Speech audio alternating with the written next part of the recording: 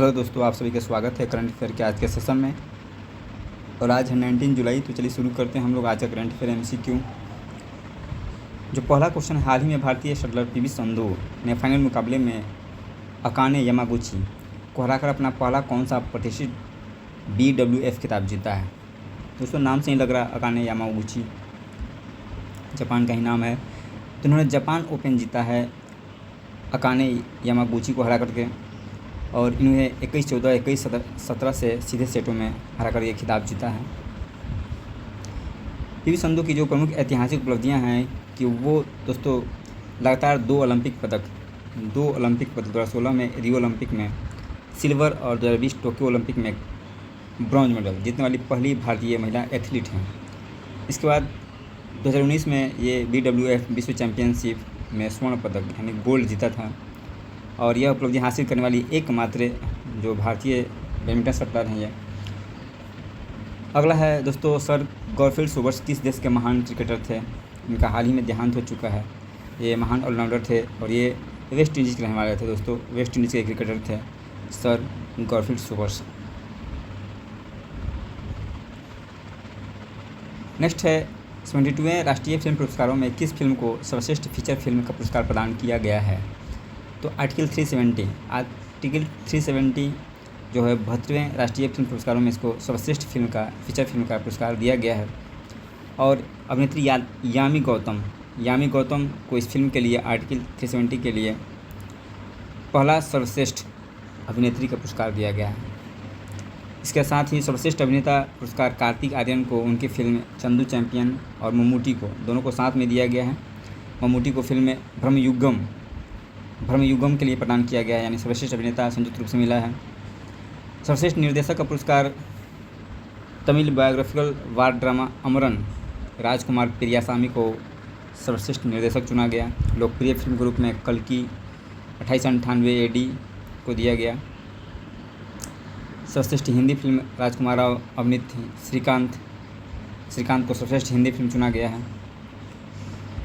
विशेष श्रेणी के पुरस्कार में संजय मिश्रा को भक्षक के लिए सर्वश्रेष्ठ सहायक अभिनेता और रणदीप हुड्डा को स्वतंत्र वीर सावरकर के लिए सर्वश्रेष्ठ नवोदित निर्देशक का पुरस्कार मिला है।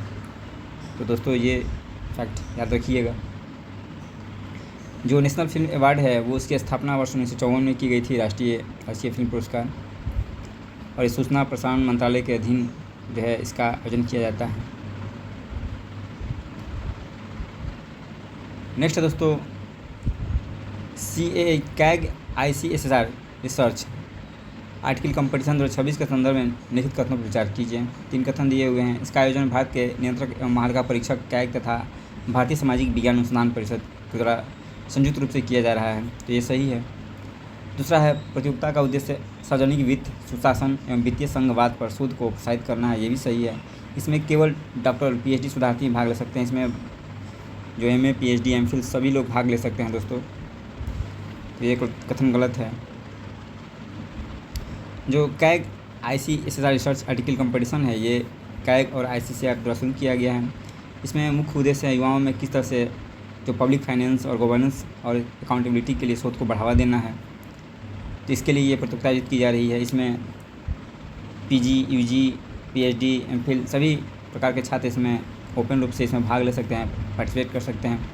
इसके 4 मुख्य विषय रखे गए हैं: physical federalism and governance, social sector spending, skilling employment, MSME, empowering urban and rural local bodies, ये सब सब्जेक्ट हैं इसके। CAG के बारे में देख लेते हैं दोस्तों। इसमें संवैधानिक प्रावधान आर्टिकल 148 से 151 के तहत दिया गया है।